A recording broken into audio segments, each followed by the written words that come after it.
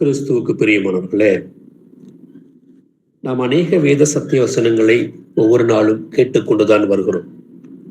வாசிக்கலாம். மத்திய எழுதிய சுவிசேஷ புத்தகம் 5வது அதிகாரம் 37வது வசனத்தை. உள்ளதை உள்ளதென்றும் இல்லதை இல்லதென்றும் சொல்லுங்கள், இதற்கு மிஞ்சினது தீமையினால் உண்டாயிருக்கும். ஆமேன். ஆமேன். வேத வசனத்தை எந்த அளவிற்கு நாம் நேசிக்கிறோம் என்பதற்கு மீண்டும் ஒரு அச்சாரமாகத்தான் இந்த வசனத்தை நாம் கூடுகிற ஒவ்வொரு முறையும் வாசிக்க சொல்லி கேட்கிறோம். ஏனென்றால் மோசையிடம் பேசிய தேவன் இருக்கிறவராகவே இருக்கிறேன் என்று சொல் என்று சொன்னார். உள்ளது உள்ளபடிதான் என்பதை உணர்ந்து கொள்ளக்கூடிய இருதயம் நமக்கு வேண்டும். எந்த இடத்திலும் நம்முடைய தேவனை நாம் அசட்டை செய்துவிடக் கூடாது. அவர் என்ன சொல்லி கொடுத்திருக்கிறாரோ அந்த வசனத்தை அப்படியே நாம் பின்பற்ற நம் இருதயத்தை பழக்குவிக்க வேண்டும். இடத்திற்கு ஏற்றது போன்று நாம் நம்முடைய மனதை மாற்றிக்கொள்ளக் கூடாது என்றால், நம்மை குறித்து ஏற்கனவே தேவன் பேசி வைத்திருக்கக்கூடிய காரியம் எதுவென்றால், மனிதனுடைய இருதயம் கேடுள்ளதும் தெருக்கானதும் என்றெல்லாம் வார்த்தைகளை கர்த்தர் பயன்படுத்தி இருக்கிறார். ஆக இது போன்ற சிந்தனை நம்மிடத்தில் எழும்பக்கூடாது என்றால் நாம் தேவனை உள்ளது உள்ளபடிதான் பின்பற்றியாக வேண்டும். அதில் எந்த மாற்று கருத்திற்கும் இடமில்லை. இந்த நாளிலும் கூட வாரத்தின் கடைசி நாட்களில் இருக்கிறோம். நாளை சபை கூட போகிறது. நாம் இன்று பார்க்கக்கூடிய சில வசனங்கள் எதை குறித்தென்றால், நாம் எந்த அளவிற்கு உலகத்தை விட்டு பிரிந்து வந்திருக்கிறோம் என்பதைத்தான் நாம் பார்க்க போகிறோம். இயேசுவை ஏற்றுக்கொண்டிருக்கக்கூடிய எனக்கு எந்த அளவிற்கு நான் இயேசுவை நேசிக்கிறேன், எந்த அளவிற்கு உலகத்தை வெறுத்திருக்கிறேன் என்றுதான் நாம் பார்க்க போகிறோம். அதாவது தேவன் தம் மக்களோடு கொள்ளும் தொடர்புக்கு என்ன அர்த்தம்? தீமையை விட்டு விலக வேண்டும் என்கிற எண்ணம் தான் தேவனிடத்தில் இருக்கிறது. என் பிள்ளைகள் தீமையை விட்டு விலக வேண்டும் என்று கர்த்தர் எதிர்பார்க்கிறார். அதில் 2 காரியம் இருக்கிறது. ஒன்று எதிர்மறையானது, மற்றொன்று உடன்பாடானது. அதாவது தேவனுக்கும் அவருடைய வார்த்தைக்கும் விரோதமாக இருக்கக்கூடிய பாவம் இல்லை, மற்ற எந்த காரியத்திலிருந்தும் ஒழுக்க நெறியிலிருந்தும் ஆவிக்குரிய விதத்தில் நாம் என்ன செய்ய வேண்டும்? இந்த உலகத்தை விட்டு பிரிந்து வர வேண்டும். மற்றொன்று, அப்படி வரும் பட்சத்தில் அது முழுமையான அர்ப்பணிப்பாக இருக்கிறதா? இரண்டாவது, அந்த அர்ப்பணிப்பு தேவன் கொடுத்த வேலையை, அவருடைய ஊழியத்தை சரியாகத்தான் செய்கிறோமா? இப்படி இதன் மூலமாக நெருங்கிய இடத்துல வரும் பொழுது அவர் கொடுத்த அந்த ஆவின் மூலமாக ஐக்கியம் உருவாக்கப்படுகிறது. இந்த 2 விதத்தில் தான் நாம் என்ன செய்ய வேண்டும்? உலகத்தை விட்டு பிரிந்து தேவனிடத்திலே வர முடியும். அப்படி வரும்போதுதான் கர்த்தர் சொல்லிக் கொடுக்கிறார். வாசிக்கலாம். 2 கொரிந்தியர் புத்தகம் 6வது அதிகாரம் 16வது வசனத்தில் இருந்து 18 முடிய வாசிக்கலாம். தேவனுடைய ஆலயத்துக்கும் விக்கிரகங்களுக்கும் சம்பந்தம் ஏது? நான் அவர்களுக்குள்ளே வாசம் பண்ணி அவர்களுக்குள்ளே உலாவி அவர்கள் தேவனாய் இருப்பேன், அவர்கள் என் ஜனங்களாய் இருப்பார்கள் என்று தேவன் சொன்னபடி நீங்கள் ஜீவனுள்ள தேவனுடைய ஆலயமாய் இருக்கிறீர்களே. ஆனபடியினால் நீங்கள் அவர்கள் நடுவிலிருந்து புறப்பட்டு பிரிந்து போய் அசுத்தமானதை தொடாதிருங்கள் என்று கர்த்தர் சொல்கிறார். அப்பொழுது நான் உங்களை ஏற்றுக்கொண்டு உங்களுக்கு பிதாவாய் இருப்பேன், நீங்கள் எனக்கு குமாரரும் குமாரத்தினுமாய் இருப்பீர்கள் என்று சர்வ வல்லமை உள்ள கர்த்தர் சொல்லுகிறார். ஆமேன். ஆமேன். சகோதரர் அவர்கள் வாசித்து முடித்த கடைசி வார்த்தை என்ன சொல்கிறது? சர்வ வல்லமையுள்ள கர்த்தர் சொல்லுகிறார் என்றுதான் அந்த வார்த்தை 18வது வசனத்தின் கடைசி பகுதி சொல்லிக் கொடுக்கிறது. இந்த உலகத்தை விட்டு பிரிந்து வரக்கூடிய நிலையிலே நாம் எதை பார்க்கிறோம் என்றால், இந்த 2 கொரிந்தியர் புத்தகம் 6ஆம் அதிகாரம் 16லிருந்து 18 வரை வாசிக்கப்பட்டதை தான் கேட்டீர்கள். மேலே 14ம் 15ம் சில விஷயங்களை சொல்லிக் கொடுக்கிறது. அந்நிய நுகத்திலே அவ்விசுவாசியோடு பிணைக்கப்படாதிருப்பீர்களாக, நீதிக்கும் அநீதிக்கும் சம்பந்தம் ஏது, ஒளிக்கும் இருளுக்கும் ஐக்கியம் ஏது, கிறிஸ்துவுக்கும் பேழையாளுக்கும் இசைவேது, அவிசுவாசியுடனே விசுவாசிக்கு பங்கு ஏது என்று சொல்லிவிட்டுத்தான் 16 சொல்லிக் கொடுக்கிறது தேவனுடைய ஆலயத்துக்கும் விக்கிரகங்களுக்கும் சம்பந்தம் எது. ஆக உங்களை பார்த்து வேதம் சொல்லிக் கொடுக்கிறது நீங்கள் தேவனுடைய ஆலயம் என்று. அதைத்தான் அந்த 16ஆம் வசனத்தின் கடைசி பகுதியை சொல்லிக் கொடுக்கும், நீங்கள் ஜீவனுள்ள தேவனுடைய ஆலயமாக இருக்கிறீர்களே.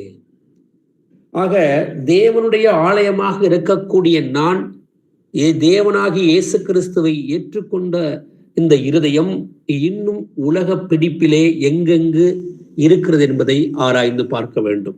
காரணம், நாளை சபை கூட போகிறது. அந்த சபை எப்படிப்பட்டதாம்? பரிசுத்தம் உள்ள தேவனுடைய ஆலயம் என்று சொல்லிக் கொடுக்கிறது. ஆக பரிசுத்தம் என்றால் இன்னும் உலகம் உள்ளத்திற்குள் ஒட்டி கொண்டிருக்க கூடாது என்றுதான் எதிர்பார்க்கிறது. அதனாலதான் 17 சொல்லிக் கொடுக்கிறது, ஆனபடினாலே நீங்கள் அவர்கள் நடுவிலிருந்து புறப்பட்டு பிரிந்து போய். 2 வார்த்தைகளை கர்த்தர் பயன்படுத்துகிறார். யார் இந்த அவர்கள்?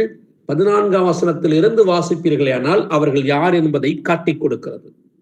ஆக அவர்கள் நடுவில் இருந்து என்ன செய்ய வேண்டும்? புறப்பட வேண்டும். முதலில் நீங்கள் புறப்பட ஆரம்பியுங்கள், பிறகு பிரிய ஆரம்பியுங்கள். புறப்பட ஆரம்பித்த பிறகு உள்ளம் இன்னும் பழைய விஷயங்களை ஒட்டி கொண்டுதான் இருக்கும். எப்படி நான் இயேசுவை ஏற்றுக்கொண்டேன் என்று சொல்லிக்கொண்டு நான் பாரம்பரிய சபையிலிருந்து ஒரு விக்கிரக வழிபாட்டிலிருந்து விலகி வந்த பிறகும் இன்னும் என் தகப்பனோ தாயாரோ மனைவியோ கணவனோ பிள்ளைகளோ உறவுகளோ என்னை இன்னும் பின்புறமாக இழுக்கிற பட்சத்தில், நான் கடந்த முறை கூட சொல்லியிருப்பேன், இதோ இது திருவிழாக்கள் வருகிற மாதங்களாக இருக்கிறது, இது விடுமுறை நாட்களாக இருக்கிறது, பிள்ளைகள் அழைத்து கொண்டு 2 நாட்கள் வந்து தங்கிவிட்டு போகுங்கள். நீங்கள் என்ன திருவிழாவிற்கு வந்து சாமியா கும்பிட போகிறீர்கள்? நீங்கள் வந்து அமர்ந்திருங்கள், நீங்கள் விருந்து சாப்பிட்டு செல்லுங்கள் என்றெல்லாம் உங்களை நயவசனப்படுத்துவார்கள். யார்? உங்களுடைய உறவுக்காரர்கள், நெருங்கிய உறவுகள். அவர்களை நாம் தவிர்க்க முடியாது என்றெல்லாம் உள்ளம் சொல்லிக் கொண்டிருக்கும். அவர்கள் சொல்லுகிற வார்த்தை என்ன? நீங்கள் திருவிழாவிற்கு வந்து சாமியா கும்பிட போகிறீர்கள் என்று அவர்கள் சொல்லுவார்கள். அவர்கள் உள்ளம் எதை சொல்லுகிறது? அவர்கள் வணங்குகிற அந்த சிலைக்கு பெயர் வைக்கிறார்கள் சாமி என்று. நமக்கு தெரியும் அது பிசாசு என்று நமக்கு தெரியும். ஆனால் இங்கே விட்டு பிரியக்கூடிய நிலை வேண்டும் என்றுதான் தேவன் எதிர்பார்க்கிறார். ஏனென்றால் நீங்கள் அப்படி அவர்கள் விட்டு பிரிந்து வந்தால்தான் 18ஆம் வசனம் என்ன சொல்கிறது? நான் உங்களை ஏற்றுக்கொண்டு. உலகத்தை விட்டு நீங்கள் பிரிந்து வரும்பொழுதுதான் என்ன சொல்கிறார் தேவன்? உங்களை நான் ஏற்றுக்கொள்கிறேன். முதலில் உங்களை நான் ஏற்றுக்கொள்கிறேன், பிறகு சொல்லுகிறார் உங்களுக்கு பிதாவாக இருப்பேன், நீங்கள் எனக்கு குமாரனும் குமாரத்திகளுமாய் இருப்பீர்கள் என்று சர்வ வல்லமையுள்ள கர்த்தர் சொல்லுகிறார். நீங்கள் உலகத்தை எந்த அளவிற்கு வெறுக்கிறீர்கள் என்பதுதான் இங்கே முக்கியம். அதைத்தான் நாம் பார்த்தோம். தேவனுக்கும் தேவனுடைய வார்த்தைக்கு விரோதமாக இருக்கக்கூடிய பாவம், மற்ற காரியங்கள், இவையெல்லாம் என்ன செய்ய வேண்டும்? விட்டு விலக வேண்டும் என்றுதான் பார்த்தோம். அதைத்தான் அப்படி விலகும் பொழுதுதான் அந்த அர்ப்பணிப்பான உணர்வு வருகிறது. என் கர்த்தர் என்னை கவனித்துக் கொண்டே இருக்கிறார். நீங்கள் கிறிஸ்துவின் சபைக்கு வந்து விடுவீர்கள், இங்கே வந்து இயேசு நாமத்தில் ஞானஸ்நானம் பெற்றுக் கொள்வீர்கள், ஆவியின் வரத்தை பெற்றுக் கொள்வீர்கள். ஆனால் உலகம் இன்னும் உங்களுக்குள்ளே ஒட்டி கொண்டே இருக்கும். என் சகோதரன் ஏதாவது நினைப்பார், என் அங்கம் பங்காளிகள் ஏதாவது நினைத்துக் கொள்வார்கள், நான் அந்த நிகழ்வுக்கு போக வேண்டும். கர்த்தர் என்ன நினைப்பார் என்பதை கவனித்து பாருங்கள். ஒன்று, நீங்கள் உலகத்தை விட்டு பிரிந்து வந்த பிறகு யாருடைய பிள்ளையாக மாறுகிறீர்கள்? கிறிஸ்துவின் பிள்ளையாக மாறுகிறீர்கள். சர்வ வல்லமையுள்ள தேவனுடைய பிள்ளையாக மாறி இருந்தும் நான் இன்னும் உலகத்தை வெறுக்காத பட்சத்திலே பிரச்சனை அங்கு எழும்ப ஆரம்பிக்கிறது. காரணம், நான் தேவனிடத்திலே முழுமையாக அன்பு செலுத்தவில்லை என்றுதான் அர்த்தம். தொடர்ந்து சில காரியங்களை பழைய ஏற்பாட்டு புத்தகத்திலிருந்து வாசிக்கலாம். யாத்திராகம் புத்தகம் 23வது அதிகாரம் 24, 25 வாசிக்கலாம்.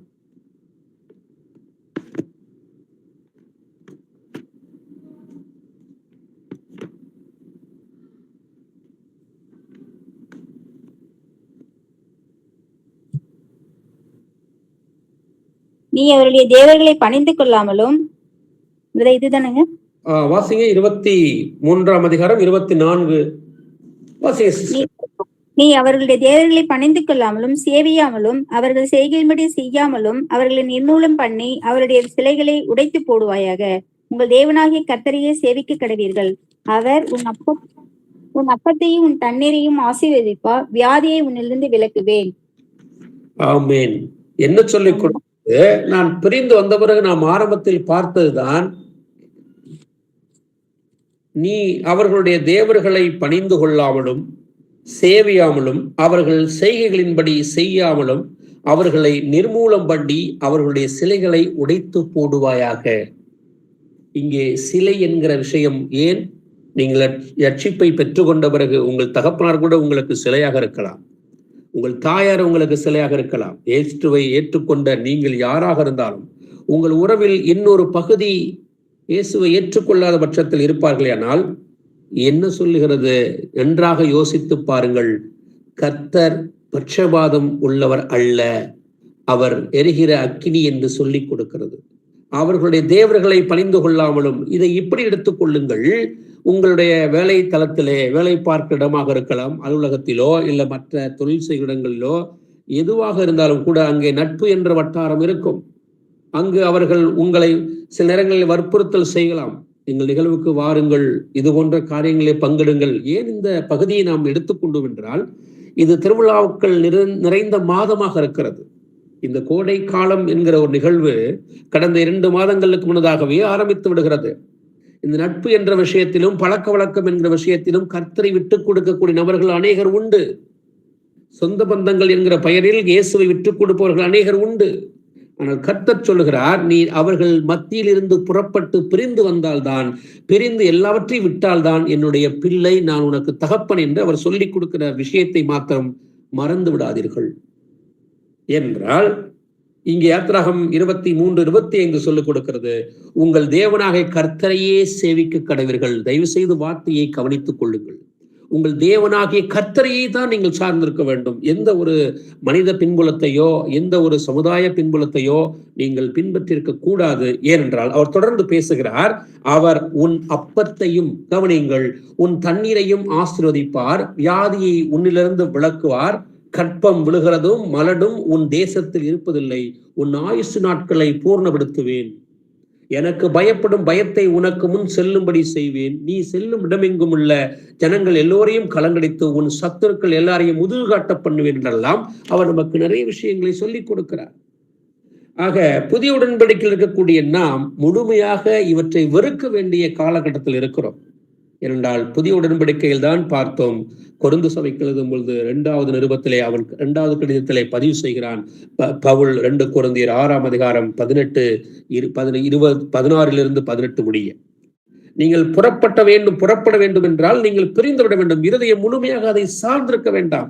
நீங்கள் யோசித்து பாருங்கள், உங்கள் நடுவில் ஏதாவது ஒரு சிலையோ வேற ஏதோ ஒரு விஷயத்தை கொண்டு வந்து இன்று வைப்பார்களே, ஆனால் அதை உங்களால் சார்ந்திருப்பவோ வணங்கவோ உங்கள் இருதயம் இணங்காது. அப்படி இருக்கும் பொழுது என் உறவுக்காக, என்னுடைய வேலைக்காக, என்னுடைய தொழிலுக்காக மாத்திரம் என் கர்த்தரை விட்டு விலகக்கூடிய நிலை எப்படி வரும் என்றுதான் கர்த்தர் எதிர்பார்க்கிறார். 2வது சில வருஷங்களை வாசிக்கலாம். லேவியர் புத்தகம் 11ஆம் அதிகாரம் 45 வாசிக்கலாம்.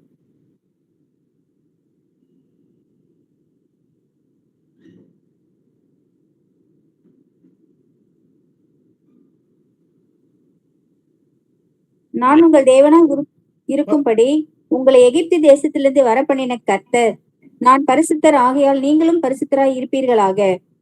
ஆமென். அவர் என்ன சொல்லிக் கொடுக்கிறார்?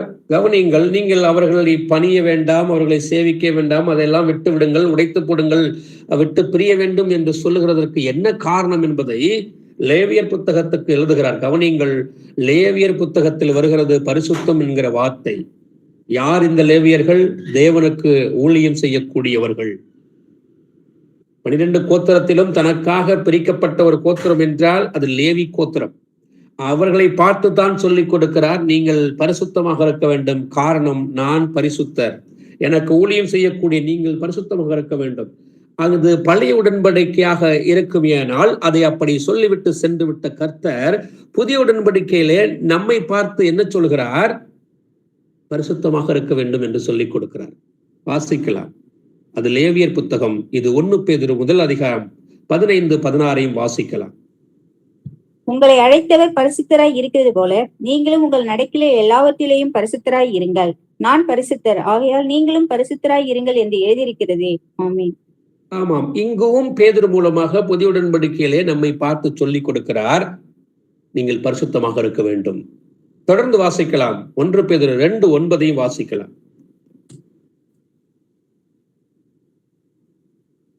நீங்களோ உங்கள் அந்தகாரத்தினின்று தம்முடைய ஆச்சரியமான ஒளியினிடத்திற்கு வரவழைத்தவருடைய புண்ணியங்களை அறிவிக்கும்படிக்கு தெரிந்து கொள்ளப்பட்ட சந்ததியாயும் ராஜரிகமான ஆசாரிய கூட்டமாயும் பரிசுத்த ஜாதியாயும் அவருக்கு சொந்த ஜனமாயும் இருக்கிறீர்கள். முன்னே நீங்கள் தேவனுடைய ஜனங்களாய் இருக்கவில்லை, இப்பொழுதோ அவருடைய ஜனங்களாய் இருக்கிறீர்கள். முன்னே நீங்கள் இரக்கம் பெறாதவளாய் இருந்தீர்கள், இப்பொழுதோ இரக்கம் பெற்றவளாய் இருக்கிறீர்கள். பிரியமானவர்களே, அந்நியர்களும் ஆமீன்.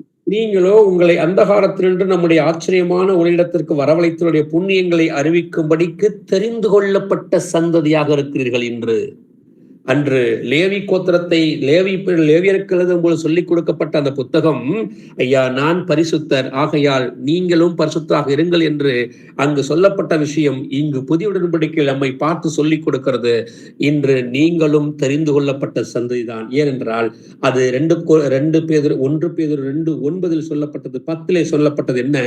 முன்னே நீங்கள் தேவனுடைய ஜனங்களாக இருக்கவில்லை, இன்று நீங்கள் தேவனால் தெரிந்து கொள்ளப்பட்ட சந்ததி என்று சொல்லிக் கொடுக்கிறது.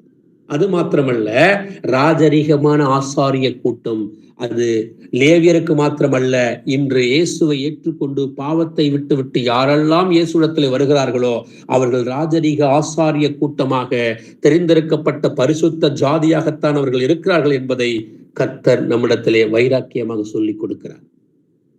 இப்பொழுதோ அவருடைய ஜனங்களாக இருக்கிறீர்கள். முன்னே நீங்கள் இரக்கம் பெறாதவர்களாக இருந்தீர்கள், இப்பொழுதோ இரக்கம் பெற்றவர்களாக இருக்கிறீர்கள் என்றெல்லாம் அவன் தொடர்ந்து பேசிக்கொண்டே வருகிறான். ஆக பழைய ஏற்பாட்டில் சொல்லும் பொழுது நீர் அவர்களை விட்டு விலக வேண்டும் என்று சொன்ன கர்த்தர், காரணம் நான் பரிசுத்தராக இருக்கிறேன். புதிய உடன்படிக்கையில் பரிசுத்தத்தை குறித்து அநேக புத்தகங்கள் எல்லாம் பரிசுத்தத்தை குறித்தே சொல்லிக் கொண்டு வருகிறது. நீங்கள் பரிசுத்தமாகுதலை தேவபயத்தோடு பூர்ணப்படுத்த வேண்டும் என்று 2 கொரிந்தியர் 7:1 சொல்லிக் கொடுக்கிறது. ஆக நீங்கள் எந்த திசைக்கு திரும்பினாலும் கர்த்தர் உங்களிடத்தில் எதிர்பார்க்கக்கூடிய காரியம், உலகத்தை விட்டால் மட்டும்தான், உலகத்தை விட்டு நீங்கள் புறப்பட்டு பிரிந்தால் மாத்திரம்தான் பரிசுத்தம் என்கிற ஒன்றுக்கு நீங்கள் வர முடியும். வாசித்து பார்க்கலாம். யோவான் புத்தகம் 15ஆம் அதிகாரம் 3ஆம் வசனம் என்ன சொல்லுகிறது என்று.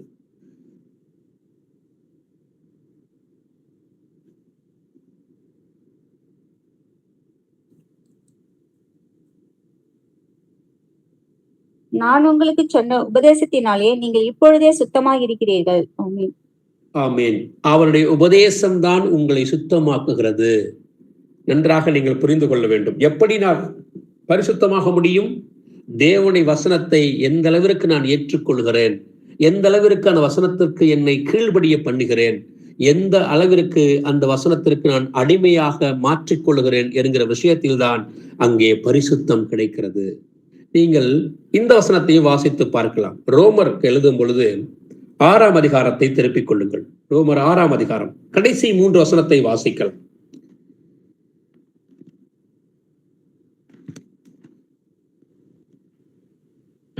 இப்பொழுது உங்களுக்கு வெட்கமாக தோன்றுகிற காரியங்களினாலே அக்காலத்திலே உங்களுக்கு என்ன பலன் கிடைத்தது? அவைகளின் முடிவு மரணமே. இப்பொழுது நீங்கள் பாவத்திலிருந்து விடுதலையாக்கப்பட்டு தேவனுக்கு அடிமைகளானதினால் பரிசுத்தமாகுதல் உங்களுக்கு கிடைக்கும் பலன் முடிவோ நித்திய ஜீவன். பாவத்தின் சம்பளம் மரணம், தேவனுடைய கிருபை வரமோ நம்முடைய கர்த்தராகிய இயேசு கிறிஸ்துவினால் உண்டான நித்திய ஜீவன். ஆமென். ஆமென். அவர் பரிசுத்தத்தை குறித்து பேசிக் கொண்டு வருகிறார். நன்றாக கவனிங்கள். நாம் உலகத்தை விட்டு பிரிய வேண்டும் என்று பேசிக் கொண்டிருக்கிறோம். அப்படி பேசிக் கொண்டிருக்கும் பொழுது பல காரியங்களை வேத வசனத்திலிருந்து நாம் ஆராய முற்படுகிறோம். தேவன் நமக்கு சொல்லிக் கொடுக்கிறார், அவர்களை விட்டு நீங்கள் புறப்பட்டு வந்து விடுங்கள் என்று.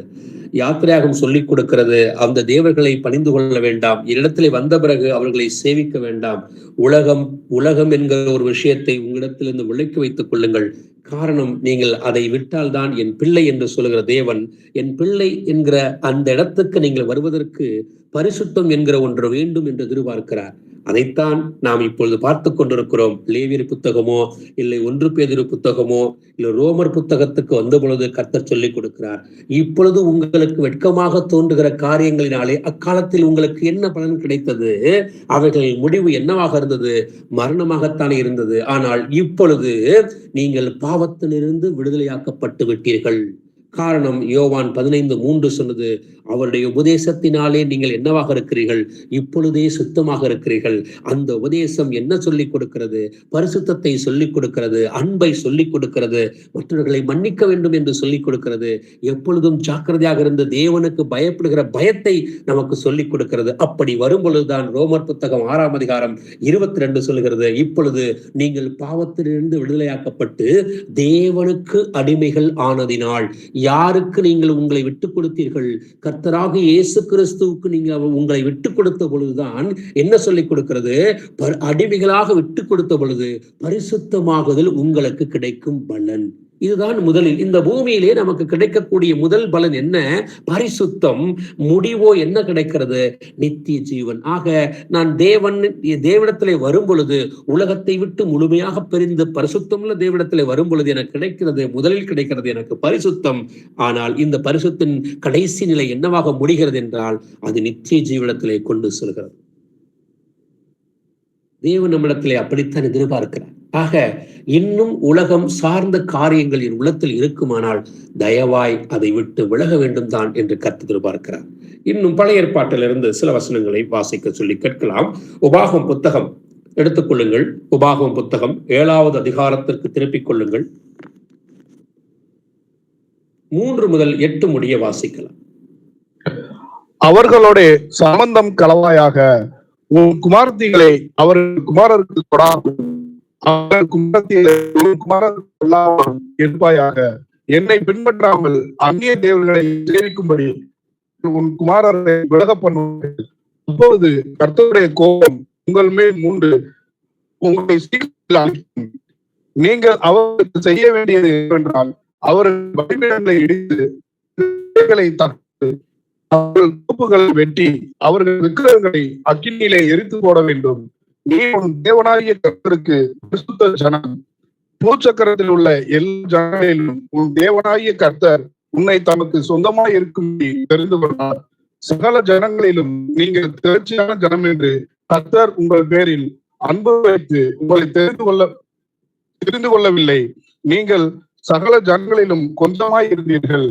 கர்த்தர் உங்களில் அன்பு கூர்ந்ததினாலும் உங்கள் பிதாக்களுக்கு இட்ட ஆணையை காக்க வேண்டும் என்பதினால் கர்த்தர் பலத்த கையினால் உங்களை புறப்பட பண்ணி அடிமைத்த வீடாகிய எகிப்தில் நின்றும் அதன் ராஜாவான மீட்டுக் கொண்டார். ஆமீன். ஆமீன். நீண்ட வசனம் தான். என்ன சொல்லிக் கொடுக்கிற இந்த பகுதி சற்று புதிய உடன்படிக்கையிலிருந்து இதை யோசித்து பாருங்கள், இதை ஒப்பிட்டுக் கொள்ளுங்கள். அவர்களோடு சம்பந்தம் களவாயாக. வாகம் புத்தகம் 7ஆம் அதிகாரம் 3 சில விஷயங்களை மாத்திரம் நாம் பகிர்ந்து கொள்ளலாம். அவர்களோடு சம்பந்தம் களவாயாக உன் குமாரத்திகளை அவர்கள் குமாரருக்கு கொடாமலும் அவர்கள் குமாரத்திகளை உன் குமார கொள்ளாமலும் இருப்பாயாக. இன்று யோசித்து பாருங்கள். சமத்துவம், சமதர்மம், உலகம் என்றெல்லாம் பேசிக்கொண்டு கிறிஸ்தவர்கள் என்ற பெயர்களே நான் சில மறுப்புகளை செய்கிறேன் என்று சொல்லிக்கொண்டு என்ன செய்வார்கள், தங்களை தேவனுக்கு அடிமைகளாக விட்டுக் கொடாமல் தேவனுக்கு நான் சரியாகத்தான் இருக்கிறேன் என்று சொல்லிக்கொண்டு அவரை எதிர்க்கக்கூடிய மக்கள் கூட்டம் இருக்கிறது. இது கிறிஸ்துவ சமுதாயம் என்று சொல்லிக் கொள்ளக்கூடிய ஒரு கூட்டம். அடுத்து சொல்கிறார், என்னை பின்பற்றாமல் அந்நிய தேவர்களை சேவிக்கும்படி அவர்கள் உன் குமாரரை விலக பண்ணுவார்கள். அப்பொழுது கர்த்தருடைய கோபம் உங்கள் மேல் மூண்டு உங்களை சீக்கிரத்தில் அழிக்கும். எப்படி? என்னை பின்பற்றாமல் அந்நிய தேவர்களை சேவிக்கும்படி அவர்கள் உன் குமாரரை விலக பண்ணுவார்கள். இதை யார் செய்தது? உலகத்திலே உனக்கு பிறகு யாரும் இல்லை, உனக்கு முன்னும் யாரும் இல்லை என்று ஞானத்திலே நீ சிறந்தவன் என்று நம்முடைய தாவீதின் குமாரனாகிய அந்த மகனை பார்த்துதான் சொன்னார். யோசித்து பாருங்கள். சாலமோனுக்கு அப்படி ஒரு ஞானம் எப்படி தேவன் கொடுத்தாரோ, ஆனால் அதிலிருந்து அவன் முழுமையாக வழி விலகி சென்றது காரணம் புத்தகம் சொல்லிக் கொடுக்கிறது. பழைய உடன்படிக்கையில் இருக்கக்கூடிய புத்தகங்கள் அவனுக்கு 1000 மனைவிகள் இருந்தார்கள் என்று சொன்னது. அந்த 1000 மனைவிகள் என்ன செய்தார்கள்?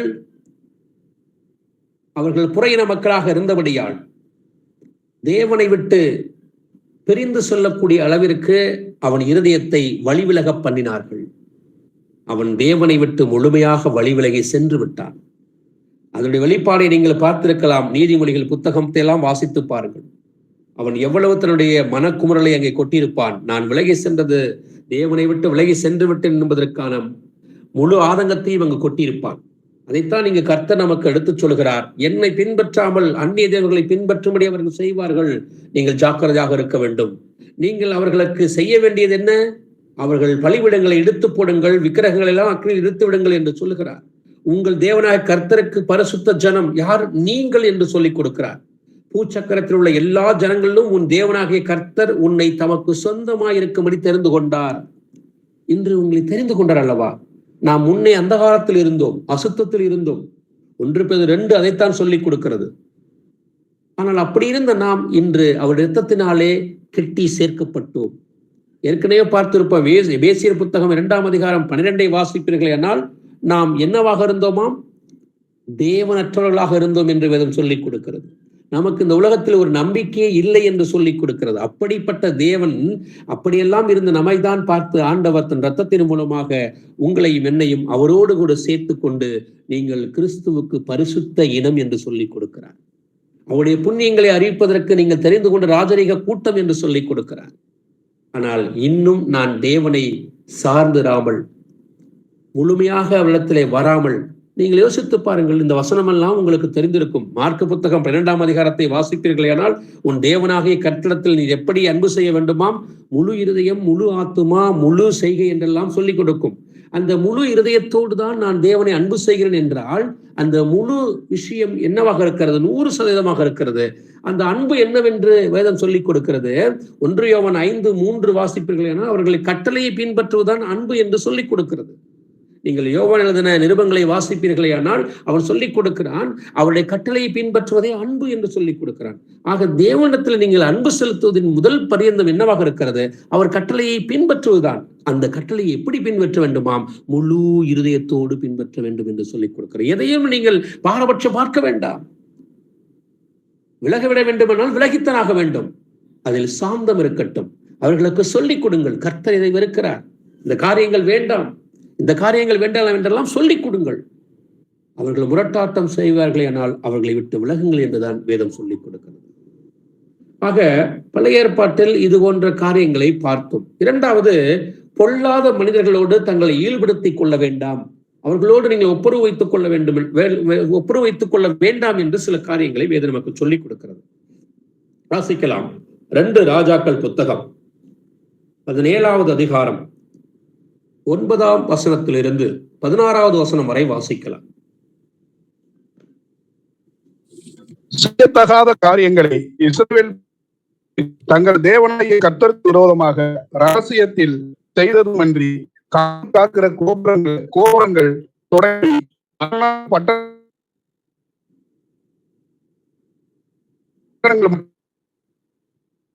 பச்சை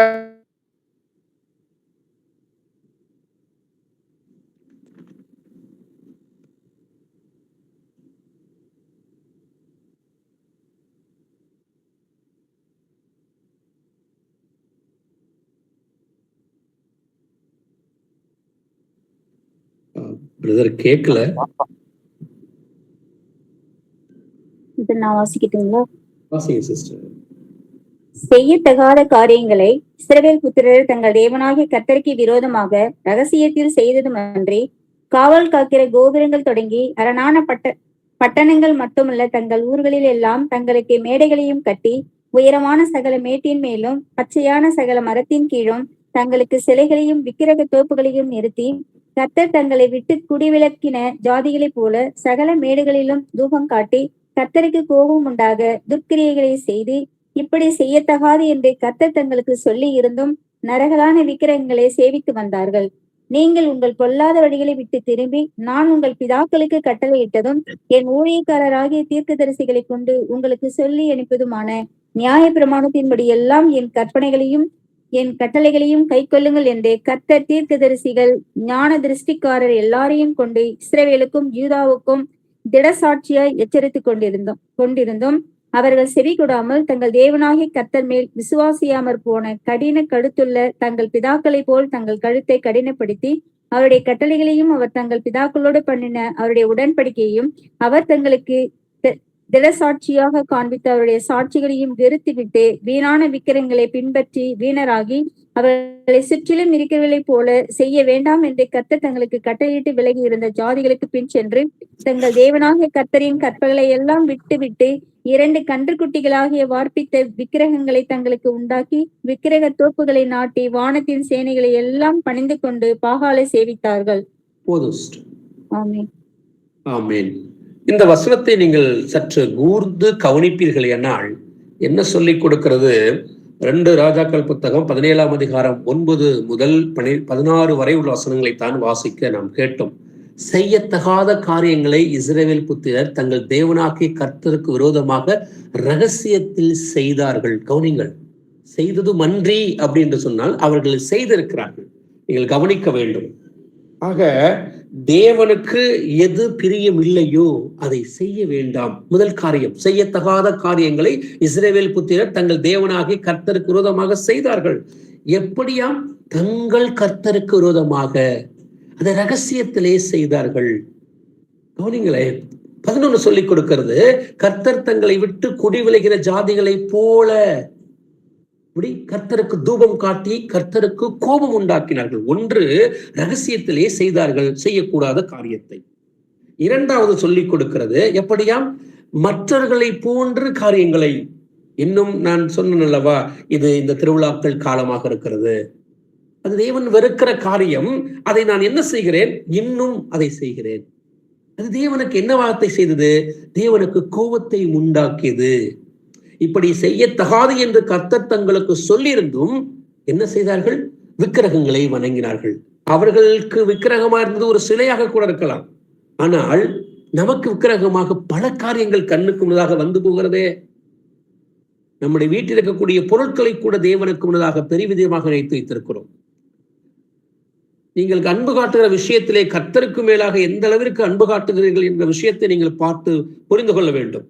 ஏனென்றால் வசனம் சொல்லுது, நீங்கள் உங்கள் பொல்லாத வழிகளை விட்டு திரும்பி நான் உங்கள் பிதாக்களுக்கு கட்டளையிட்டதும் என் வழி என் ஊழியக்காரராகிய தீர்க்கதரிசி கொண்டு உங்களுக்கு சொல்லி அனுப்புதமான நியாயப்பிரமாணத்தின்படி எல்லாம், இங்கே கிறிஸ்துவின் பிரமாணத்தின்படி எல்லாம் செய்யாமல் நீங்கள் இருக்கிறீர்களே, அதை எச்சரித்துக் கொண்டே இருக்கிறார். அவர்கள் செவி கொடாமல் தங்கள் தேவனாகிய கர்த்தர் மேல் விசுவாசியாமற் போன கடின கழுத்துள்ள தங்கள் பிதாக்களை போல தங்களை கடினப்படுத்திக் கொள்கிறார்கள்.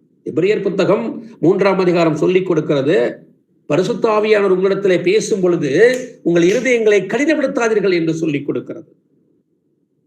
ஆக தேவன் நமக்கு சொல்லிக் கொடுத்த காரியங்களை விட்டு ஒருபோதும் பிரிந்துவிட வேண்டாம். ஏனென்றால் தங்கள் தேவனாக கர்த்தரின் கற்பனைகள் எல்லாம் விட்டு என்னவாம்? அவர்கள் பாகாலை சேவித்தார்கள் என்று 16 சொல்லிக் கொடுக்கிறது. ஆக தேவன் நமக்கு கற்பித்த கட்டளைகளை விட்டு நாம் பிரிய வேண்டாம். நாம் பிரிய வேண்டியது எதை? உலகத்தை விட்டுதான் பிரிய வேண்டும் என்று வேதம் சொல்லிக் கொடுக்கிறது. இன்னொரு வசனத்தையும் வாசிக்கலாம். இந்த வசனத்திற்கு புதிய உடன்படிக்கையில இருந்து ஒரு வசனத்தை வாசிக்கலாம். எபேசியருக்கு எழுதின புத்தகம் 5ஆவது அதிகாரம் 11 முதல் 13 முடிய வாசிக்கலாம். கனியற்ற அந்தகார கிரியைகளுக்கு உடன்படாமல் அவைகளை கடிந்து கொள்ளுங்கள். அவர்களால் ஒளிப்படத்தில் செய்யப்படும் கிரியைகளை செலுத்துகிறதும் அவலட்சணமாய் இருக்கிறதே. அவைகள் எல்லாம் கடிந்து கொள்ளப்பட்டு வெளிச்சத்தினால் வெளியரங்கமாக்குகிறது எல்லாம் வெளிச்சமாய் இருக்கிறதே. ஆதலால் தூங்குகிற நீ விழித்து மரித்தோரை விட்டு எழுந்திரு, அப்பொழுது கிறிஸ்து உன்னை பிரகாசிப்பார் என்று சொல்லியிருக்கிறார். ஆனபடியினாலே நீங்கள் ஞானமற்றவர்களைப் போல நடவாமல் ஞானமுள்ளவர்களைப் போல கவனமாய் நடந்து கொள்ள பார்த்து நாட்கள் கொள்ளாதவர்களானதால் காலத்தை பிரயோஜனப்படுத்திக் கொள்ளுங்கள். ஆகையால் நீங்கள் மதியற்றவர்களாய் இராமல் கர்த்தருடைய சித்தம் என்னதென்று உணர்ந்து கொள்ளுங்கள். என்ன சொல்லிக் கொடுக்கிறது? கவனியுங்கள். 2 ராஜாக்கள் புத்தகம் 17ஆம் அதிகாரம் 9 - 16 வரை சொல்லக்கூடிய காரியத்திலே செய்யத்தகாத காரியங்களை ரகசியத்திலே செய்தார்கள். நீங்கள் யோசியுங்கள், செய்யத்தகாத காரியம் என்று புதிய உடன்படிக்கை என்ன சொல்லிக் கொடுக்கிறது? எபேசியருக்கு எழுதும் போது 5ஆம் அதிகாரம் 11 - 13 வரை நீங்கள் வாசிப்பீர்களேயானால் அங்கு என்ன சொல்லிக் கொடுக்கிறதை கவனித்து பாருங்கள். கனியற்ற அந்தகார கிரியைகளுக்கு உடன்படாமல் அவைகளை கடிந்து கொள்ளுங்கள். எது கனியற்ற அந்தகார கிரியை? முன்பகுதி கலாத்தியருக்கு எழுதும் பொழுது 5ஆம் அதிகாரம் 19 - 21 வரை உள்ள விஷயங்களை வாசிப்பீர்களானால் அதுதான் கனி அற்ற அந்தகார கிரியை, கனி இல்லாத கிரியை. வாசித்து பாருங்கள் அந்த பகுதியையும். எபேசியர் 5, கலாத்தியர் 5ஆம் அதிகாரம். மாம்சத்தின் கிரியைகள் வெளியரங்கமாக இருக்கின்றன. அவை ஆவன: விபச்சாரம், வேசித்தனம், அசுத்தம், காம விகாரம், விக்கிரகாராதனை, பில்லி சூன்யம், பகைகள், விரோதங்கள், வைராக்கியங்கள், கோபங்கள், சண்டைகள், பிரிவினைகள், மார்க்க பேதங்கள், பொறாமைகள், கொலைகள், வெறிகள், களியாட்டுகள் முதலானவைகளே. இப்படிப்பட்டவர்களை செய்கிறவர்கள் தேவனுடைய ராஜ்யத்தை சுதந்திரிப்பதில்லை என்று முன்னே நான் சொன்னது போல இப்பொழுது உங்களுக்கு சொல்லுகிறேன். ஆமென். இதுதான் கனியற்ற அந்தகார கிரியை. இதுல கனி எங்க இருக்கிறது?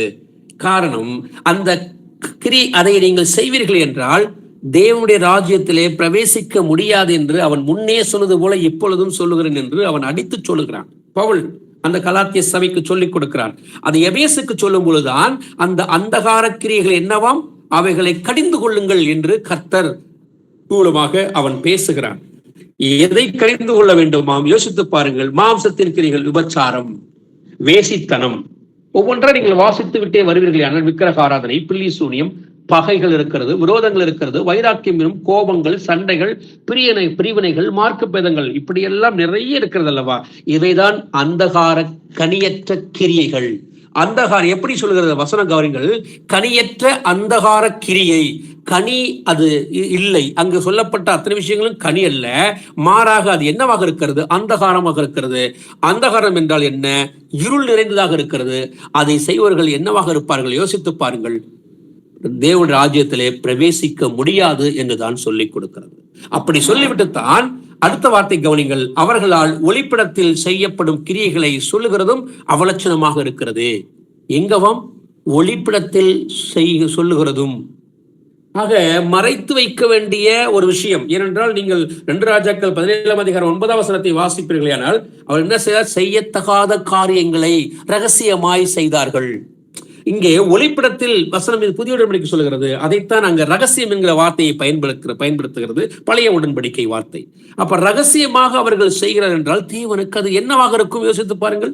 விபச்சாரம், வேசித்தனமாகத்தான் இருக்கும். யோசித்து பாருங்கள். இவர் என்னவாக இருக்கும்? நாமளே நம்முடைய சிந்தனைக்கு விட்டு கொடுப்போம். இதைத்தான் கர்த்தர் சொல்லிக் கொடுக்கிறார். அவைகளால் கடிந்து கொள்ளப்பட்டு வெளிச்சத்தினால் வெளியரங்கமாகும். வெளியரங்கமாகிறதெல்லாம் வெளிச்சமாக இருக்கும். கவனிங்கள். எபேசியருக்கு எழுதும் 5ஆம் அதிகாரம் 13 சொல்லிக் கொடுக்கிறது. அவைகள் என்று சொல்லுகிறது. எது? கனியற்ற அந்தகார கிரியை. அந்த அவைகள் தான் எவைகள்? கலாத்தியருக்கு எழுதும் பொழுது 5ஆம் அதிகாரம் 19 - 21 அந்த அவைகள் தான் என்னவாகுமாம்? வெளிச்சத்தினால் வெளியரங்கமாகும். எபிரேயர் புத்தகம் 4ஆம் அதிகாரம் 13 வாசிக்கலாம்.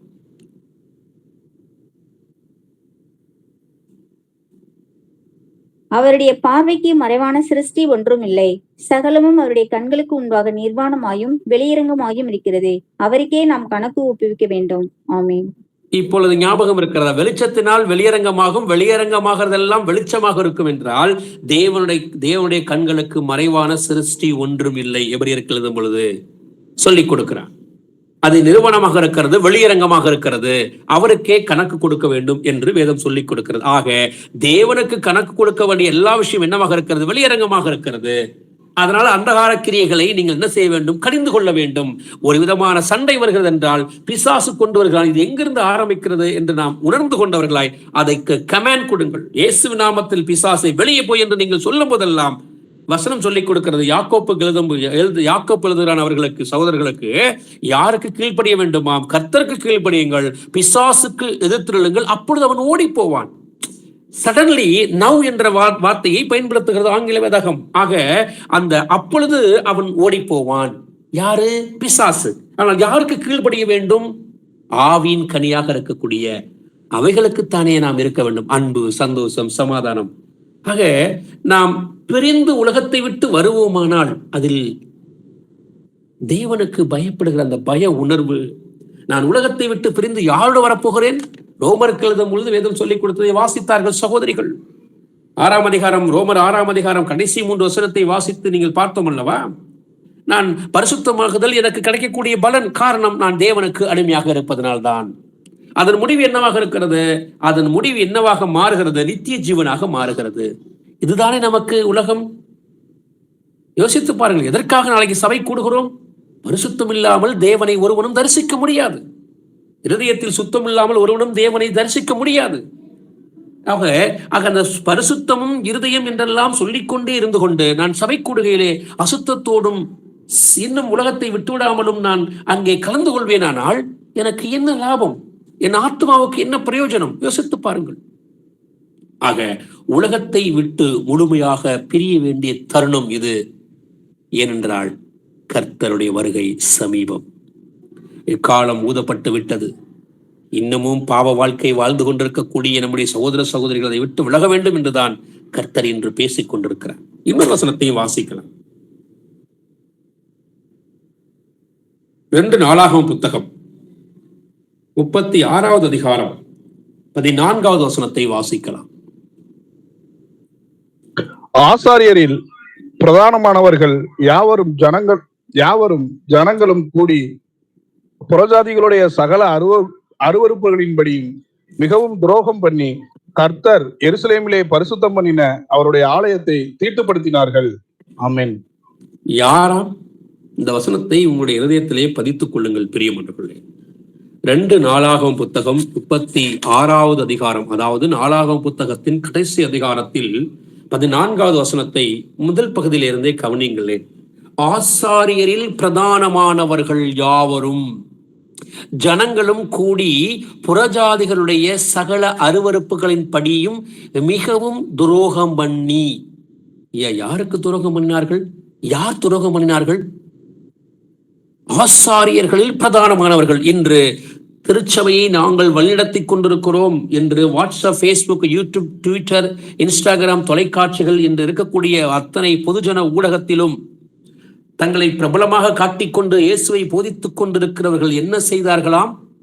புறஜாதிகளும் சகல அருவருப்புகளின்படியும் மிகவும் துரோகம் பண்ணி. நீங்கள் தேவனுடைய புத்தகத்தில் எழுதப்பட்டிருக்க வார்த்தைகளை நீங்கள் கூர்ந்து கவனித்து வாசிக்க வேண்டும். ஒவ்வொரு வார்த்தையும் தேவனுடைய உள்ளத்திலிருந்து வெளிப்படுகிற விஷயம்.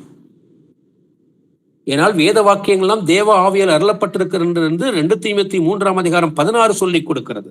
அப்படி இருக்கும் பொழுது அவர் எவ்வளவு மன கிளேசத்தோடு, மன வருத்தத்தோடு அந்த வார்த்தையை பதிவு செய்கிறார். கவனிங்களேன். ஆசாரியரில் பிரதானமானவர்கள் இன்று இந்த மக்களை வழிநடத்துகிறேன் என்று சொல்லிக் கொண்டிருக்கக்கூடிய மிக மிக மிக பிரபலமாக இருக்கக்கூடிய நபர்கள், பாரம்பரிய சபை என்று சொல்லக்கூடிய ரோமன் கத்தோலிக்க சபை கூட கவனியுங்கள், அவர்கள் ஓர்ணச் சேர்க்கையை அனுமதிக்கிறார்கள். இது அசிங்கம் இல்லையா? யாருக்கு துரோகம் பண்ணுகிறார்கள்? கவனித்து பாருங்கள். சிலை வணக்கம் சரிதான் என்று அவர்கள் மாறுதட்டிக் கொள்ளுகிறார்கள். ஞாபகார்த்தமாக கர்த்தர் அந்த பதத்திற்கு வரவே இல்லை. அப்ப யாருக்கு அவர்கள் துரோகம் பண்ணுகிறார்கள்? எந்த இடத்தில் இருந்து கொண்டு துரோகம் பண்ணுகிறார்கள்? அவர்களோடு இந்த மக்களும் சேர்ந்து பாழாய் போகிறார்கள். ஏனென்றால் அப்படித்தான் இந்த வசனம் சொல்லுகிறது. ஆசாரியரில் பிரபலமாக இருக்கக்கூடியவர்கள், பிரதானமானவர்கள், முக்கியமானவர்கள் ஜனங்களும் கூடி புறஜாதிகளுடைய சகல அருவருப்புகளின்படியும் மிகவும் துரோகம் பண்ணி எதை தீட்டுப்படுத்தினார்கள்? அவருடைய ஆலயத்தை தீட்டுப்படுத்தினார்கள். இந்த வசனத்திலே புதிய உடன்படிக்கை ஒப்பிட்டுக் கொள்ளுங்கள். இன்று ஆலயமாக இருக்கக்கூடியது என்று நாம் பார்த்தோம். 2 கொரிந்தியர் 6ஆம் அதிகாரம் 16 சொல்லிக் கொடுக்கிறது. நீங்களே தேவனுடைய ஆலயம் என்று சொல்லிக் கொடுக்கிறது. ஆக நீங்கள் தான் ஆலயம் என்று சொல்லிக் கொடுக்கும் பொழுது எதை தீட்டுப்படுத்தினார்கள் என்று யோசித்து பாருங்கள்.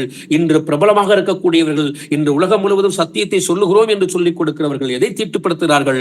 இந்த சரீரமாக ஆலயத்தை தீட்டுப்படுத்துகிறார்கள். திருவிழாக்கள் உண்டு. அந்தோனியாருக்கு திருவிழா, ஆரோக்கியமதா திருவிழா என்று, சந்தியாப சௌரியார் என்றெல்லாம் வகை வகையாக புனிதர்களுக்கு திருவிழாக்கள் நடத்தி கொண்டிருந்து யாரை அவர்கள் கெடுத்துக் கொள்கிறார்கள்? யோசித்து பாருங்கள். தங்களை மாத்திரமல்ல, சார்ந்திருக்கக்கூடிய ஜனங்களையும் சேர்த்து பிரஜாதிகளைப் போலவே இங்கும் திருவிழாக்கள் கூட்டம். வேதம் எங்கு சொல்லப்பட்டிருக்கிறது? பண்டிகைகள் என்றால் வேதத்திலே பழி என்றுதான் சொல்லப்பட்டிருக்கிறது. அது சந்தோஷம் என்கிற திருவிழா என்று ஒன்றை நீங்கள் எடுத்துக்கொள்வீர்கள். ஆனால் வேதவசனம் புதிய உடன்படிக்கையில் ஒன்று சொல்லிக் கொடுக்கிறது. எப்படியாம்? மனம் திரும்புகிற ஒரு பாவியின் நிமித்தம் பரலோகம் சந்தோஷம் அடைகிறது. ஐயா, உங்களுக்கு திருவிழா வேண்டுமானால் நீங்கள் மனம் திரும்ப வேண்டும். மனம் திரும்பும் போதுதான் அங்கு சந்தோஷம் உங்களுக்கு இருக்கிறதா இல்லையோ, பரலோகத்தில் ஒரு சந்தோஷம் பிரமாதமாக இருக்கிறது. இதுதானே அல்லா திருவிழா? விழாக்கள் என்பது இதுதானே. மனம் திரும்புகிற ஒருவன் நிமித்தம் தானே சந்தோஷம். 99 நீதிமான்களை குறித்தல்ல, மனம் திரும்புகிற ஒரு பாவி நிமித்தம் பரலோகம் சந்தோஷம் அடைகிறது. இதுதானே திருவிழா கூட்டம். இதை விட்டு உலகத்தானை போல இன்னும் நான் மற்ற காரியங்களிலே பங்கெடுத்துக் கொண்டு வாய்க்கு நிறைய சாப்பிடுவதும் வயிறு முட்ட தின்று தூங்குவதும் அல்ல. இல்லை, கூட்டம். என் கர்த்தர் அப்படி சொல்லி வைக்கவில்லை. ஏனென்றால் நாம் பரிசுத்தமுள்ள கூட்டம் என்று வேதம் சொல்லிக் கொடுக்கிறது. நாம் அவர்களைப் போல அல்லவே அல்ல. அவர்களை விட்டு பிரிய வேண்டும் என்றுதான் சொல்லிக் கொடுக்கிறது. இந்த வசனத்தை பதிவு செய்து கொள்ளுங்கள். ஆசாரியரில் பிரதானமானவர்கள், ஆசாரியராக வழிநடத்தக்கூடிய மக்கள் இன்று தவறு செய்கிறார்கள் என்று வேதம் முன்னதாகவே காட்டி கொடுத்திருக்கிறது. ஆனால் இன்று நாம் அப்படி அல்ல. நாம் எல்லாவற்றையும் பார்த்துவிட்டு எல்லா அசுத்தத்தையும் விட்டுவிட்டு நாம் இன்று வீட்டு சபையிலே பரிசுத்தமாய் கூடி வருகிறோம். ஒருவருக்கு ஒரு அன்பு காட்டுகிறோம். முகமலர்ச்சியோடு கர்த்தரை நோக்கி வந்து நிற்கிறோம். எத்தனை துன்பங்கள் வேதனைகள் இருந்தாலும் அதையெல்லாம் விட்டுவிட்டு என் கர்த்தரிடத்திலே நான் சரியாகத்தான் வருகிறேன் என்று பாவங்களை விட்டு ஓய்ந்தவர்களாய் தேவனிடத்திலே வந்து நிற்கிறோம். சகோதர சகோதரிகளை பார்க்கும் பொழுது அவ்வளவு சந்தோஷம். காரணம், ஒருவருக்கொருவர் கணம் பண்ணுவதிலே முண்டிக் கொள்ளுங்கள். சகோதர சிநேகம் உங்களுக்குள் நிலைத்திருக்க கடவுது என்கிற வசனத்தை நிறைவேற்றுகிறவர்களாக இருக்கிறோம். ஆகையால் நாம் உலகத்தை விட்டு பிரிய வேண்டிய தருணம் நமக்குள் இருக்கிறது. 2 வசனங்களை பார்த்துவிட்டு இந்த கூடுகை நாம் நிறைவு செய்யலாம். ஆக இந்த பொல்லாத மனிதர்களோடு இருக்கக்கூடிய இந்த உறவை நாம் என்ன செய்ய வேண்டும்? வெட்டிவிட வேண்டும், விலக வேண்டும். 2வது ஒன்று சொல்லிக் கொடுக்கிறது, சீர்கட்ட இந்த உலக தலைமுறைகள் இருந்தும் பரிசுத்தம் இல்லாத காரியத்தில் ஒத்து போவதை குறித்தும் வேதம் என்ன சொல்லிக் கொடுக்கிறது. வாசிக்கலாம். யோவான் எழுதின புத்தகம், சுவிசேஷ புத்தகம் 17வது அதிகாரம் 15-16 வாசிக்கலாம். நீர் அவர்களை உலகத்திலிருந்து எடுத்துக்கொள்ளும்படி நான் வேண்டிக் கொள்ளாமல் நீர் அவர்களை தீமை நின்று காக்கும்படி வேண்டிக் கொள்கிறேன். நான் உலகத்தானதல்ல போல அவர்களும் உலகத்தான் அல்ல. உம்முடைய சத்தியத்தின் போதும் பிரதர். நன்றாக வேதம் சொல்லிக் கொடுக்கிறது. எப்படியாம்? நான் உலகத்தான் அல்லாதது போல. ஐயா, நான் உலகத்தான் அல்ல என்றால் அவர் சொல்லிக் கொடுக்கிறார், உங்களில் எவன் என்னிடத்திலே பாவம் உண்டு என்று குற்றம் சாட்ட முடியும் என்று கேட்கிறார் கர்த்தர் பூமியில் இருந்த பொழுது. அதை மனதில் வைத்துக் கொண்டு இப்பொழுது வசனத்தை வாசித்து பாருங்கள். நீங்கள் இந்த உலகத்தான் அல்ல. அவர் அதான் சொல்லுகிறார், அவர்களும் உலகத்தான் அல்ல. ஆக தேவன் உலகத்தார் அல்ல என்றால் இந்த உலகம் உங்களுக்குள் என்றால் நீங்கள் பரிசுத்தமாக இருக்கிறீர்கள். பரிசுத்தமாக இருக்கிறவன் தேவனுடைய பிள்ளையாக இருக்கிறான். அப்பொழுது உங்களிடத்திலே உலகம் இல்லை, அசுத்தம் இல்லை. இதுதான் அர்த்தம். நீங்கள் உலகத்துக்குரியவர்கள் என்றால் உலகம் உங்களை சிநேகிக்கும். ஆனால் நீங்கள் உலகத்துக்குரியவர்கள் அல்ல, நீங்கள் என்னுடையவர்கள் என்று கர்த்தர் சொல்கிறார். அதனால்தான் நாம் 2 கொரிந்தியர் புத்தகம் 6ஆம் வசனத்தை பார்த்தோம். 6ஆம் அதிகாரத்திலே பார்த்த பொழுது, நீங்கள் உலகத்தை விட்டு பிரிந்து அவர்களிடத்தில் இருந்து புறப்பட்டு வெளியே வருவீர்கள் ஆனால் என் பிள்ளை என்று சொல்லிக் கொடுக்கிறார். இப்படி உங்களுக்கு புரிகிறதா? சொல்லிக் கொடுக்கிற விதம் உங்களுக்கு புரிகிறதா? நீங்கள் வாசிக்கிற பகுதியை சற்று கூர்ந்து யோசித்து பாருங்கள். ஆக கர்த்தர் நம்மை பார்த்து சொல்லுகிறார், உங்களையும் என்னையும் பார்த்து. ஏனென்றால் பேசுகிற பகுதி சீஷர்களை பார்த்து பேசுகிற பகுதி, அப்போஸ்தலர்களை பார்த்து பேசுகிற பகுதி. அப்ப அவர்களுக்காக அவர் ஜெபிக்கிற நேரத்தில் சொல்லுகிறார், அவர் தேவனிடத்தில் சொல்லும் போது வார்த்தை சொல்லுகிறார், ஐயா, நான் இந்த உலகத்தானா இல்லாதது போல இவர்களும் உலகத்தார் இல்லை. காரணம், நான் உலகத்தான் என்றால் என்னிடத்திலே பாவம் உண்டு. அதைத்தான் அவர் ஏற்கனவே சொல்லி வைத்து விட்டு சென்றார். உங்கள் எவன் என் மீது குற்றம் சாட்ட முடியும்? என்னிடத்திலே பாவம் உண்டு என்று. அதே போலதான் இன்று உங்களையும் என்னையும் பார்த்து கேட்கிறார். எவ்வளவு நம்பிக்கை பாருங்கள் அவருக்கு. இவர்கள் உலகத்தார் அல்ல. அப்படி சொல்லும் பொழுது இன்னும் இடத்திலே உலகம் இருக்கும். ஏனால் நான் தேவனுடைய இருதயத்தை கஷ்டப்படுத்தத்தானே செய்கிறேன். அவர் மனம் வருத்தப்படும் அல்லவா? அவர் நொந்து போகுவார் அல்லவா? என் பிள்ளையை குறித்து இவ்வளவு நம்பிக்கையாக இருந்தும் என் பிள்ளை இன்னும் உலகத்தை விட்டுவிடாமல் இருக்கிறாளே என்று அவர் சிந்திக்கக்கூடிய இடத்திற்கு வந்து விடுவார் அல்லவா? அதுக்குத்தான் சொல்லிக் கொடுக்கிறார், நீங்கள் உலகத்தார் அல்ல என்று அவர் சொல்லிக் கொடுக்கிறார். தொடர்ந்து வாசிக்கலாம். 2 தீமோத்தேயு புத்தகம் 3ஆவது அதிகாரம் முதல் 5 வசனங்களை வாசிக்கலாம்.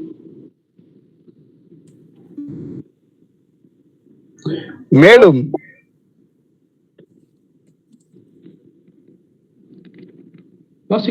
கடைசி கொடிய காலங்கள் வரும் என்று அறிவாயாக.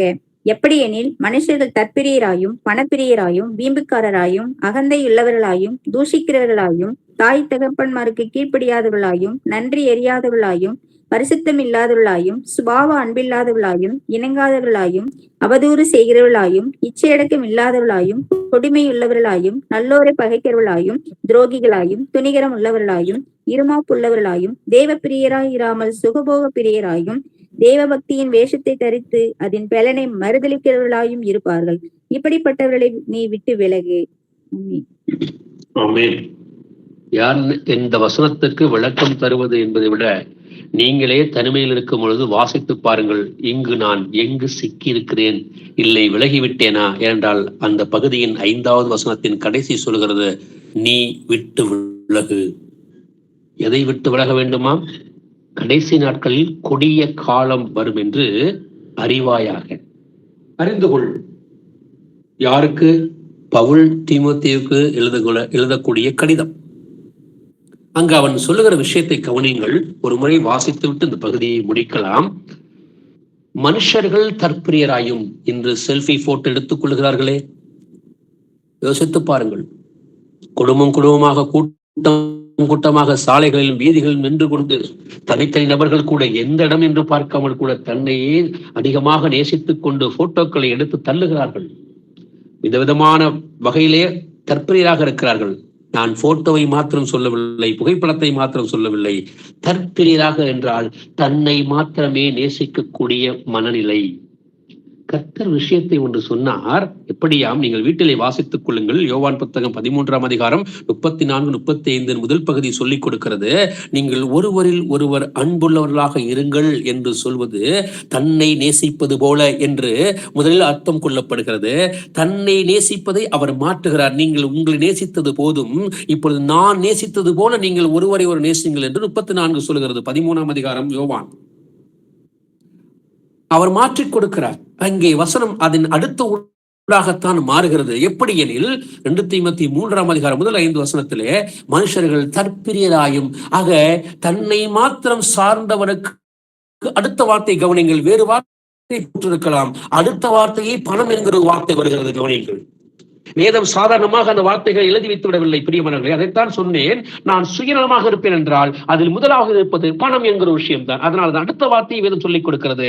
தன்னை மாத்திரமே சார்ந்திருக்கக்கூடிய மனிதன், என் உடல், என்னுடைய குடும்பம், என்னுடைய மனைவி, என்னுடைய பிள்ளைகள், என்னுடைய கணவன், என்னுடைய என்று தன்னை மாத்திரமே சார்ந்து கொண்டிருப்பவர்களுக்கு என்னுடைய பணம் என்கிற எண்ணமும் இருக்கும் என்றுதான் அடுத்த வார்த்தையை வேதம் சொல்லிக் கொடுக்கிறது. தற்பிரியராயும் பணப்பிரியராயும் இருப்பார்கள். ஆக பணம் வந்துவிட்டால் அங்கு வீம்பு இருக்கிறது. மாட்டார்கள், தூசிப்பார்கள். ஆனால் அடுத்த நிலை பாருங்கள், தாய் தகப்பனுக்கு கூட கீழ்ப்படியாத பிள்ளைகளாக இருப்பார்கள். அங்கே நன்றி இருக்காது, பரிசுத்தமும் இருக்காது. நீங்கள் கவனித்து பார்க்க வேண்டும். வேதத்தை சற்று ஆய்ந்து உட்கார்ந்து யோசித்து பாருங்கள். சுபாவ அன்பே இருக்காது என்று பரிசுத்தத்திற்கு அடுத்த வார்த்தை அங்கே அன்பு இருக்கிறது. எதற்கும் இணங்காதவர்களாயும் அவதூறு செய்யக்கூடியவர்கள் இருக்கக்கூடியவர்கள் இச்சை அடக்கம் இல்லாதவர்களாக இருப்பார்கள். இச்சை இல்லை என்றால் அங்கே கொடுமை தலைவிரித்தாடும். நல்லவர்களை பகைக்கக்கூடியவர்களாக இருப்பார்கள். துரோகிகளாக மாறிவிடுவார்கள். துரோகி என்று வந்துவிட்டால் அங்கு துணிகரம் இருக்கும். ஆக இருமாப்புள்ள இருதயம். ஆனால் அடுத்து சொல்கிறது, தேவ பிரியராய் இராமல் சுகபோக பிரியராயும். நீங்கள் எத்தனையோ நபருக்கு சத்தியம் சொல்லலாம், ஆனால் அதை அசட்டை செல்வார்கள். காரணம், முனிவரை போன்று பேசுகிறான், எல்லாவற்றையும் இழந்தவனை போன்று பேசுகிறான் இந்த வயதிலே என்று நம்மை அசட்டை செய்வார்கள். நம்மை பார்த்து ஏளனமாக பேசுவார்கள். அவருடைய நாவிற்கு நாம் அவளாக மாறிவிடுவோம். அப்படித்தான் நம்மை பார்த்து பேசுவார்கள். காரணம், தேவனுக்கு பிரியம் இல்லை என்றால் தேவனுக்கு பிரியமாக இருக்க மாட்டார்கள். சுகபோகமாக வாழக்கூடியவர்கள். நான் இயேசுவை ஏற்றுக்கொண்டால் நான் எங்கே அதை செய்ய முடியாதோ, இதை செய்ய முடியாதோ, அதை இழந்து விடுமோ, இதை இழந்து விடுவேன் என்று தங்களை தாங்களே என்ன செய்வார்கள்? அவர்கள் யோசித்து பார்த்து தேவனுக்கு பிரியமாய் நடக்க மனதில்லாத இருப்பார்கள். ஆனால் அடுத்த 5ஆம் வசனம் தான் அங்கே முக்கியமாக தோன்றுகிறது. தேவ பக்தியின் வேஷத்தை தரித்து அதன் பலனை மறுதளிக்கிறவர்களாயும் இருப்பார்கள். தேவ பக்தியின் வேஷத்தை முதலில் தரித்துக் கொள்வார்கள். நான் பரிசுத்தமாக இருக்கிறேன், நேரடியாக உங்களிடத்திலே பேசுகிறேன். நான் ஒரு பிரிஸ்ட், ஒரு பாஸ்டர், ஒரு ரோமன் கத்தோலிக்க சபை என்றால் ஒரு பங்கு பாதிரியார், இல்லை சிஎஸ்ஐ சார்ந்தவராக இருப்பார்கள் என்றால் அவர் ஒரு ஐயர் என்று சொல்வார்கள். இல்லை என்றால் ஒரு பெந்தகோஸ்து சபை என்றால் அங்கே இருக்கக்கூடிய பாஸ்டராக இருப்பார்கள், இல்லை நிறைய பதவிகள் அவர் வைத்துக் கொண்டிருக்கிறார்கள். ஆனால் தேவ பக்திக்கு என்ன வார்த்தை கவனிங்கள் பிரியமானவர்களே, தேவ பக்தி, நான் ஏற்கனவே பேசியிருக்கிறேன், தேவன் மேல் அன்பு வைப்பதை போன்று வேஷம் காட்டக்கூடியவர்கள் அவர்கள். நீங்க தமிழ் வார்த்தைகளை பிரித்துக் கொள்ள வேண்டும். தேவ பக்தியின் வேஷத்தை தரித்து என்று தமிழில் உங்களுக்கு சொல்லப்பட்டிருக்கிறது. ஆக இந்த தேவ பக்தி என்றால் தேவன் மேல் அன்புள்ளவர்களை போன்று காட்டிக் கொண்டுவார்கள். ஆனால் தேவனுக்கு அன்பாக இருக்கக்கூடியவனுக்கு என்ன கிடைக்குமோ அதை என்ன செய்வார்களாம், மறுதளிக்கக்கூடியவர்களாக இருப்பார்கள் என்றுதான் சொல்லுகிறது. நீங்கள் தேவனுக்கு அன்பாக, தேவனுக்கு அருமையாக இருந்தால் உங்களுக்கு என்ன கிடைக்கிறது என்று பார்த்தோம். ரோமர் புத்தகத்திலே பரிசுத்தமும் நித்திய ஜீவனும் கிடைக்கும் என்று பார்த்தோம். ஆனால் இவர்கள் அதே போன்றுதான் இருப்பார்கள். ஆனால் அதனால் வரக்கூடிய அந்த பரிசுத்தத்தையும் அந்த நித்திய ஜீவனையும் மறுதளிக்கக்கூடியவர்களாக இருப்பார்கள். இவர்களை விட்டு விலகு என்று கடைசியாக சொல்வதுதான் வேதவசனம். ஏனென்றால் இப்படிப்பட்டவர்கள் யார்? இன்று பிரபலமாக இருக்கக்கூடிய ஆசாரிகள் கூட்டம் என்று வேதம் ஏற்கனவே 2 நாளாக 36ஆம் அதிகாரத்திலே பார்த்தோம். பிரபலமான போதகர்கள், பாஸ்டர்ஸ், இந்த போதகர் அந்த போதகர் என்றெல்லாம், ரெவரண்ட் என்றெல்லாம் சொல்லிக் கொடுப்பார்கள். அவர்களுக்கு நீங்கள் வாய்ப்பு இருந்தால் சொல்லுங்கள், தேவ பக்தியை தரித்துக் கொள்வீர்கள், ஆனால் அதனால் வரக்கூடிய பரிசுத்தத்தை நித்திய ஜீவனையும் தள்ளிவிடாதீர்கள் என்று சொல்லிக் கொடுங்கள். நாம் அப்படி அல்ல பிரியமானவர்களே. இந்த உலகத்தை விட்டு பிரிந்தால் நமக்கு கிடைக்கக்கூடிய விஷயங்கள் என்ன என்றெல்லாம் பார்த்து கொண்டே வருகிறோம். இதன் தொடர்ச்சியை அடுத்தடுத்து வகுப்பிலே நாம் பார்க்கலாம். இன்று நாம் பார்த்த விஷயங்கள், உலகத்தை விட்டு இன்னும் நாம் பிரிய வேண்டும். நாளை சபை கூட போகிறது, நீங்கள் கலந்து கொள்ள போகிறீர்கள், பரிசுத்தமாய் பந்தியிலே கை வைக்க போகிறீர்கள், விசுவாசத்தோடு நாம் தேவனுக்கு பிரியமாய் இருக்க வேண்டும் என்றெல்லாம் வேதம் நமக்கு சொல்லிக் கொடுப்பதை மனதில் வைத்துத்தான் நாம் சபை கூடுகளை கலந்து கொள்ள போகிறோம் என்றால், இன்னும் தேவனுக்கு பிரியமில்லாத காரியம் உள்ளத்தில் இருக்குமேனால் அதை விட்டு விலகிவிட்டு சபை கூடுகையிலே கலந்து கொள்வோம். நாம் ஒரு சிறு ஜெபத்தோடு இந்த கூடுகை நிறைவு செய்யலாம். நம்மிலே யாராவது ஒருவர், மீண்டுமாய் கேட்கிறேன், ஒரு சிறு ஜெபத்தை செய்யும் பட்சத்தில் நாம் கூடுகை நிறைவு செய்யலாம். நம்மிலே யாராவது ஒருவர் ஜெபிக்கலாம்.